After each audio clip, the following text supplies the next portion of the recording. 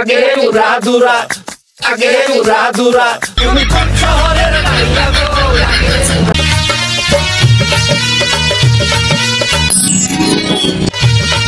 উড়া দুরা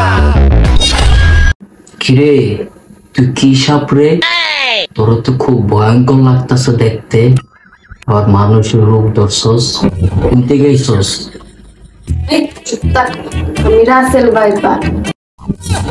হাই তাহলে তো আমি কোটিপতি হয়ে যাবো, সাথে মিল দিয়া ওর নাকমণিটা নিয়ে নিব। কিরে ভয় পাইছস?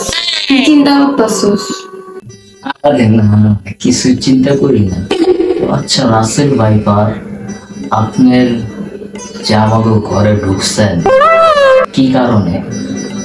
আরে আমি যেদিকে মানুষের ধরে মারা লেগে তোর ঘরে আইছি। আরে আমার বস একটা মিশনের লেগে আমার পাঠাইছে। আরে কি যে করি, খাইতে গেল মারে, বইতে গেল মারে, একটু বাথরুমে গেল মারে, এই গরমের ঠেলায় পানিতে একটু ডুবাইতে গেলে হ্যাঁ নেগিও মারে। শোন, এখন আমি কি করতে পারি? সেই জন্যই তোর ঘরে আসছি পলাইতে। আচ্ছা শোনান, আমি একটা বুদ্ধি দিই। আমি আপনাকে রোকায়া লাগতে পারবো, কিন্তু এই বিনিময়ে আমার কিছু দিতে হইব। আচ্ছা তুই যা চাবি তাই দিব, কিন্তু আমি যে তোর ঘরে লুকায় থাকবো কাউরে বলতে পারবি না। কোনো সমস্যা নাই, কাউরে আমি কিছু কমো না, কিন্তু আমার এমন একটা জিনিস চাই, সেটা আপনি দিতে পারবেন, আর কেউ দিতে পারবো না, মানুষও দিতে পারবো না।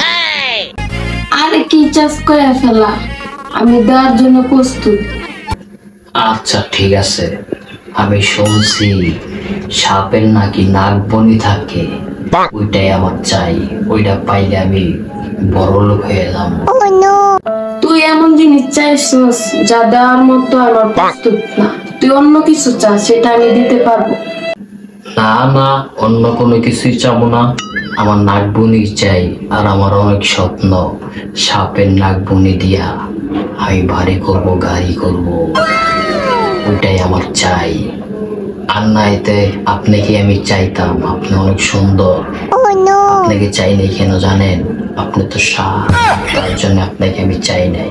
আপনার নাগবনিটাই আমি চাইছি। আপনি ওইটা আমাকে দিয়ে দেন, আপনাকে আমি সেফটি রাখবো, কেউ জানবো না যে আপনি আমার ঘরে আছেন। দিয়ে দেন। শোন, তোর পেঁচাল আমি শুনতে পারবো না, আমি তোর ঘর থেকে চলে গেলাম। আরে রাগ করতেছেন কেন, যান না।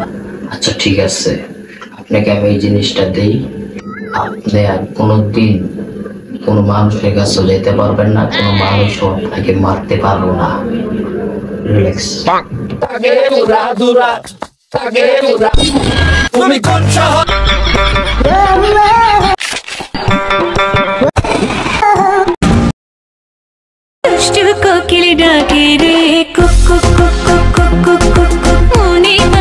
রাসেল ভাইপার শেষ, তোর যেহেতু মেরে ফেলছি, তোর মাথার থেকে নাকমণিটা নিয়ে আমি বেঁচে বড়লোক হয়ে যাব।